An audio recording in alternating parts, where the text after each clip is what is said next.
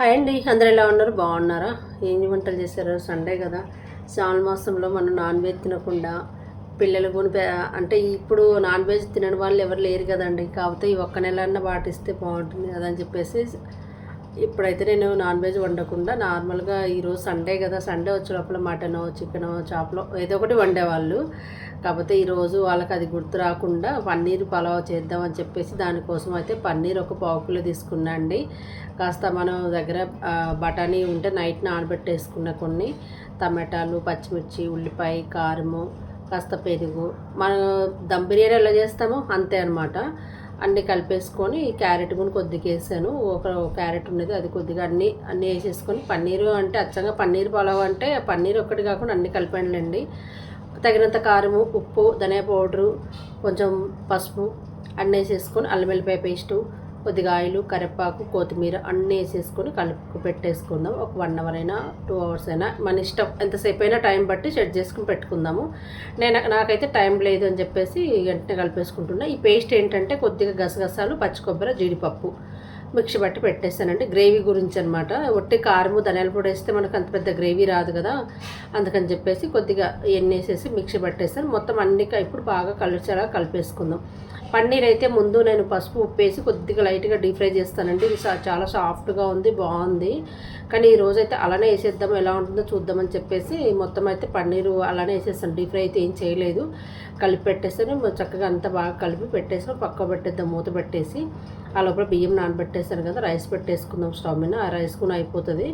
అవి ఉడికే లోపల ఇది కాస్త టైం పడుతుంది కదా, మనకు ఒక 1 అవర్ అన్నా పడుతుంది అని చెప్పేసి, ఒక ½ అవర్ అయినా పర్వాలేదు, అచ్చంగా అలానే కాకుండా అని చెప్పేసి అన్నం పెట్టేస్తాను కదా. పొంగు వచ్చింది. పొంగు రాగానే స్టవ్ కట్టేసుకొని మనం రైసు చిల్లులు గిన్నెలోకి వడగట్టేసుకుందాం.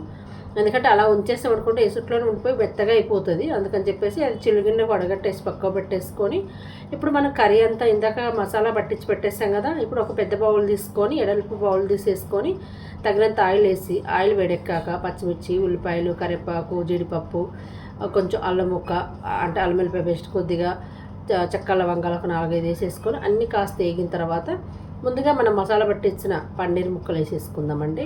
పన్నీరు అదే క్యారెట్, అన్ని పచ్చిమిర్చి, ఉల్లిపాయ, టమాటా ముక్కలు అనమాట, అన్నీ కలిపేసి వేసేసుకుందాం. వేసి బాగా కలుపుకుందాము. కలిపేసి కొద్దిసేపు సిమ్లో పెట్టేసుకుందాం. సిమ్లో పెడితే ఏమవుతుందంటే మనకు బఠానీ కానీ, పన్నీర్ అంటే ఏం పెద్ద టైం పట్టదు ఉడకనీకి. బఠానీ ఒకటి, క్యారెట్ కొంచెం మగ్గాలి కాబట్టి అంత బాగా కలుపుకొని మూత పెట్టేసుకొని ఒక 2 నిమిషాలు వదిలేసుకొని తర్వాత మళ్ళీ కలుపుకుంటూ ఉంటే మనకు అడుగంటకుండా ఉంటుంది. ఎందుకంటే మనం వాటర్ వేయలేదు కదా, అందులో పెరుగది వేసాం కదా, కాస్త గ్రేవీ లాగా వస్తుంది. అలా కలుపుతూ మెల్లగా కలుపుతూ, ఎందుకంటే కలిపేసామనుకోండి పన్నీర్ ముక్కలు అనేది చితికిపోతాయి. అందుకని చెప్పేసి మెల్లగా జాగ్రత్తగా కలిపేసుకుందాం. కాస్త దగ్గరకు వచ్చేసింది కర్రీ అంతా, చూడండి ఇలా ఈ విధంగా అయిపోయింది కదా. ఇప్పుడు మనకి ఏమైనా తక్కువ ఉప్పు కానీ అలాంటిది ఏమైనా తక్కువ అవుతుందని చూసుకుందాము. ఎందుకంటే నేను ఆల్రెడీ కరెక్ట్గా సరిపోయేలాగానే వేసాను. చూసుకుందాం. కొంచెం అటు ఇటు అయితేనే మాత్రం కలుపుకోవచ్చు కదా, మళ్ళీ రైస్ వేసినాకైతే అవ్వదు కదా. అందుకని చూసాను, అంతా పర్ఫెక్ట్గా సరిపోయిందండి. ఉప్పు అయితే సరిపోయింది. ఇప్పుడు కాస్త కొత్తిమీర సన్నగా కట్ చేసుకొని వేసేసుకొని, ఇప్పుడు ఇందాక అన్నం వండి పెట్టేసుకొని చిల్లు గిన్నె వడగట్టి పెట్టేసుకున్నాం కదా, ఈ రైస్ పోసేసుకుందాం. అంతా వేసేసుకొని చక్కగా మొత్తం బౌల్కి అంతా ఎడల్పుగా అనేసుకొని మంచిగా ఒక లెవెల్గా అనుకొని, ఇప్పుడు నెయ్యి వేసుకుందాం. 2 స్పూన్లు నెయ్యి వేసేసుకొని కాస్త మనం కొత్తిమీర కూడా సన్నగా కట్ చేసిన కొత్తిమీర, కొద్దిగా కరివేపాకు, పచ్చి కరివేపాకు ఉంటే వేస్తే ఫ్లేవర్ చాలా బాగుంటుందండి. కొత్తిమీర బదులు కరివేపాకు సన్నగా కట్ చేసేసుకుంటే చాలా బాగుంటుంది. ఆ ఫ్లేవర్ కూడా మంచిది, అంటే కరివేపాకు మంచిది కాబట్టి అలా కట్ చేసేసి మొత్తం అన్నీ పెట్టేసుకొని కొద్దిసేపు మూత పెట్టేసుకొని 1 నిమిషం వదిలేసేద్దాం. 1 నిమిషం తర్వాత ఇలా మొత్తం మంచిగా మగ్గేసి కర్రీ అంతా బాగా అయిపోతుంది. అన్నము రేగం పెంచుకున్నట్టు అయిపోతుంది కదా.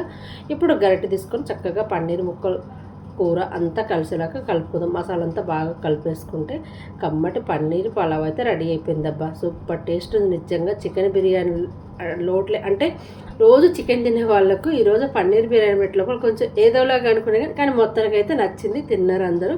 కర్రీ అయితే ఏం చేయలేదు, రైతా చేశాను. రైతా ఈరోజు మధ్యాహ్నం వచ్చేసి మాది మాత్రం రైతా పన్నీర్ బిర్యానీ అండి. ఇప్పుడు నైట్కి కూడా కొంచెం అదే ఉంది. నచ్చిన వాళ్ళకు కొంచెం ఉప్మా చేసి పెట్టేసుకుందాం. ఉప్మా గోల ఏంటి అంటున్నారు మా వాళ్ళు పక్కన. కానీ ఇంకేదో ఒకటి చేయాలి కదా. టిఫిన్ నైట్ మళ్ళీ ఏం చేస్తాం. ప్లీజ్ నచ్చితే ఒక చిన్న లైక్ చేయండి. మీరేం చేస్తారు సండే?